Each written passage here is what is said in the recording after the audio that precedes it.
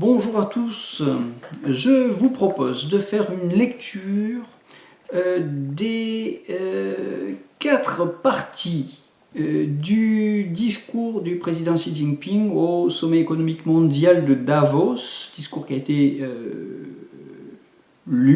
dit devant ce sommet le 17 janvier 2017 et qui est consigné au 2e tome de la gouvernance de la Chine, Tranguo-Ligen, page 596 et suivante de la traduction française. Bon, je vais découper ce texte en 4 parties pour ne pas faire des vidéos trop longues et je vous propose de consacrer une 5e vidéo à l'explication de texte sommaire de ce long discours. Il s'intitule « Partager les responsabilités de l'époque pour promouvoir conjointement le développement mondial ». Madame la Présidente Doris Leuthard, Monsieur Roland Hosin, Messieurs les chefs d'État, les chefs de gouvernement, les vice-chefs d'État et Mesdames, Messieurs les responsables d'organisations internationales, Monsieur le Président Klaus Schwab et Madame, Mesdames et Messieurs, chers amis, je suis ravi d'être ici à Davos, cette jolie petite ville des Alpes qui constitue une fenêtre importante pour observer l'économie mondiale. Venus des 4 coins du monde, nous nous y retrouvons pour échanger nos idées. Cet échange des idées au Forum économique mondial produit des étincelles de sagesse et engendre des résultats hautement efficaces. Je voudrais appeler ce phénomène l'économie de M. Schwab. L'écrivain anglais Charles Dickens a ainsi décrit le monde après la révolution industrielle. C'est à la fois la meilleure et la pire des époques. Aujourd'hui, nous aussi, nous vivons dans un monde contradictoire. D'une part, avec l'accumulation continue des richesses matérielles et les progrès technoscientifiques, le développement de la civilisation humaine a atteint son apogée. D'autre part, le monde est confronté à une incertitude croissante en raison de la récurrence des conflits régionaux, d'une succession de conflits mondiaux, avec notamment le terrorisme et l'afflux de réfugiés, la pauvreté, le chômage et l'écart grandissant des revenus. Nombreux sont ceux qui plongent dans un océan de perplexité et se demandent ce qui se passe dans le monde. Pour répondre à cette question, il faut d'abord bien identifier son origine. Certains imputent ces troubles mondiaux à la mondialisation économique, qui a été considérée comme la caverne d'Ali Baba et est aujourd'hui regardée comme la boîte de Pandore. La communauté internationale se livre à d'amples discussions au sujet de la mondialisation.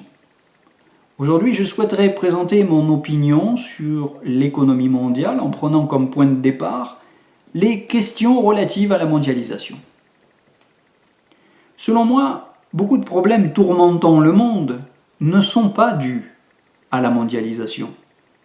Par exemple, ces dernières années, l'afflux de réfugiés provenant du Moyen-Orient et de l'Afrique du Nord a eu un impact sur toute la planète. Cela nous fait extrêmement mal au cœur de voir ces millions de personnes qui vivent dans l'errance et surtout de voir des enfants engloutis par les flots en pleine mer. Ce sont les guerres, les conflits et les troubles régionaux qui sont à l'origine de ce problème. La seule solution consiste alors à rechercher la paix, à promouvoir la conciliation et à rétablir la stabilité.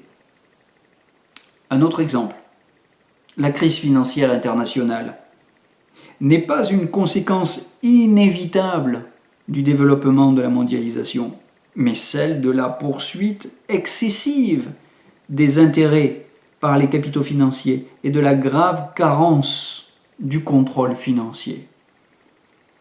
Imputer tout simplement les problèmes entravant le monde à la mondialisation ne correspond pas à la réalité et ne favorise pas la résolution des problèmes. Du point de vue historique, la mondialisation n'a pas été créée par certaines personnes ou certains pays, mais elle est une exigence objective du développement des forces productives de la société et une conséquence logique du progrès technico-scientifique.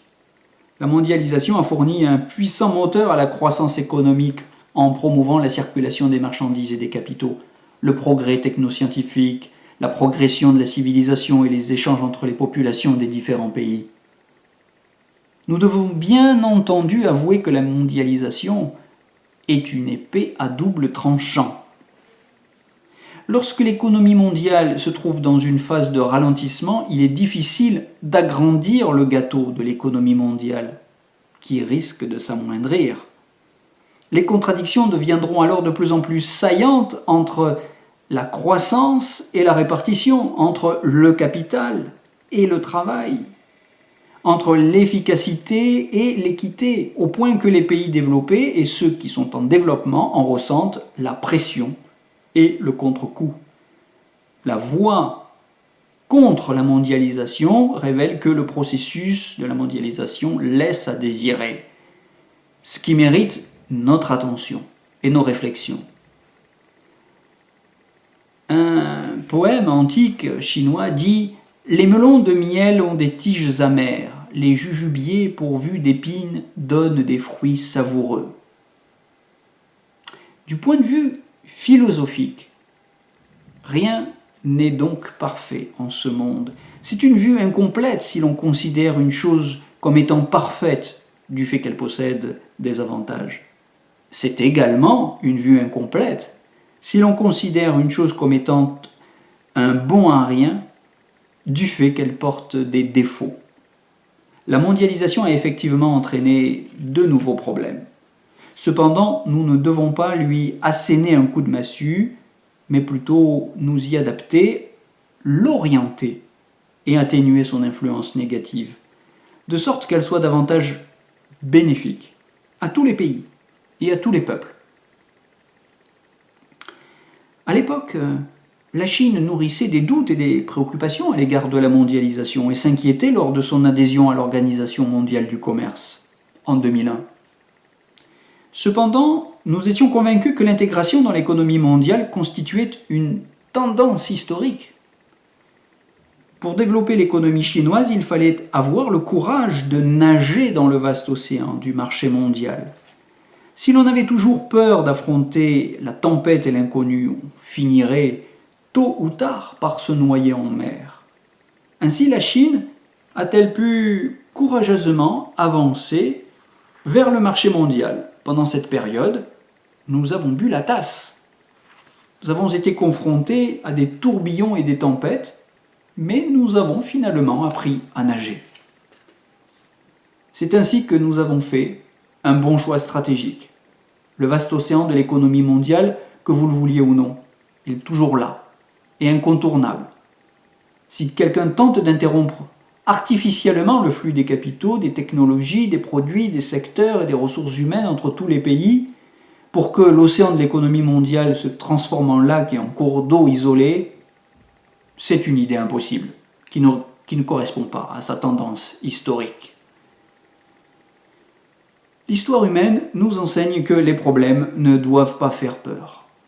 En revanche, le manque de courage de les regarder en face sans pouvoir trouver des idées pour les résoudre est effrayant. Face aux opportunités et aux défis engendrés par la mondialisation, un choix juste consiste à pleinement profiter de toutes les opportunités et à lutter de manière coopérative contre tous les défis afin de correctement orienter la mondialisation. À la fin de l'année dernière, j'ai proposé lors de la réunion informelle des dirigeants de l'APEC de rendre la mondialisation plus dynamique, plus inclusive et plus durable. Nous devons nous engager activement dans le travail, exercer une gestion appropriée afin de davantage libérer les effets positifs de la mondialisation et de rééquilibrer son processus. Nous devons nous adapter à la tendance générale du monde, choisir, en tenant compte de notre réalité, la bonne voie et le rythme rationnel de notre intégration dans la mondialisation. Nous devons rechercher l'efficacité en prenant en compte ou en considération l'équité. De sorte que les différents pays, les différentes couches sociales et les différentes communautés partagent les fruits de la mondialisation.